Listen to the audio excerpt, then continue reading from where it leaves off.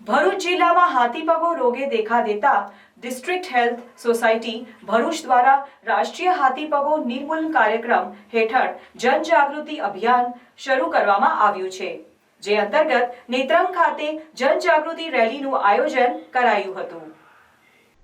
ભરૂચ જિલ્લામાં હાથીપગો રોગે દેખા દેતા ડિસ્ટ્રિક્ટ હેલ્થ સોસાયટી ભરૂચ દ્વારા રાષ્ટ્રીય હાથીપગો નિર્મૂલન કાર્યક્રમ હેઠળ જનજાગૃતિ અભિયાન શરૂ કરવામાં આવ્યું છે, જે અંતર્ગત નેત્રંગ ખાતે જનજાગૃતિ રેલીનું આયોજન કરાયું હતું।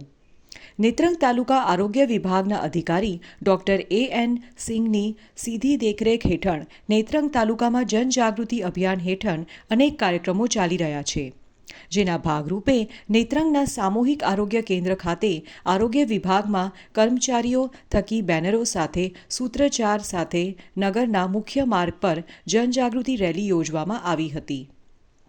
આ રેલીમાં ડોક્ટર નિલેશ પટેલ, ભરૂચ જિલ્લા મેલેરિયા અધિકારી ડોક્ટર A.N. સિંઘ, તાલુકા આરોગ્ય અધિકારી ગણેશ વસાવા, સામાજિક આગેવાન બ્રિજેશ પટેલ, સંકેત પંચાલ સહિત મોટી સંખ્યામાં આરોગ્ય વિભાગના કર્મચારીઓ જોડાયા હતા। હાથીપગોના રોગ પોતાનો વિકરાળ પંજો વધુ ફેલાવે તે પહેલાં જ આરોગ્ય વિભાગ તેને કાબૂમાં લેવા માટે સતત પગલાં ભરી રહ્યું છે। આ અભિયાન નેત્રંગ તાલુકામાં તમામ વિસ્તારમાં તારીખ 10 થી 12 ફેબ્રુઆરી દરમિયાન ચાલશે। હાથીપગોના અટકાવવા આરોગ્ય વિભાગના કર્મચારીઓની હાજરીમાં DEC અને ઓલ્બેન્ડાઝોલની દવાનો ડોઝ તાલુકાના તમામ ગામોમાં ઉપરોક્ત 3 દિવસ દરમિયાન આપવામાં આવશે। આમ જનતા આ દવાનો ડોઝ નિસંકોચ લે અને હાથીપગોનો આ ફેલાઈ રોકાઈ જાય, રહેલા રોગથી સલામતી અપનાવે તેવી હાજર અપીલ નેત્રંગ આરોગ્ય વિભાગ થકી કરવામાં આવી છે।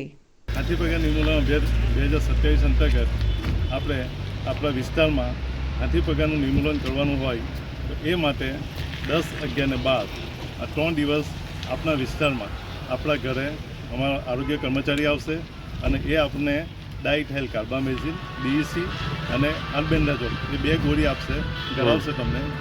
એ ગળવાની અમારી આપ સૌને નમ્ર અપીલ છે, કારણ કે ફક્ત એક આટલો ડોઝ લેવાથી પણ આપણે એ હાથીપગાનું નિર્મૂલન કરી શકીએ છીએ।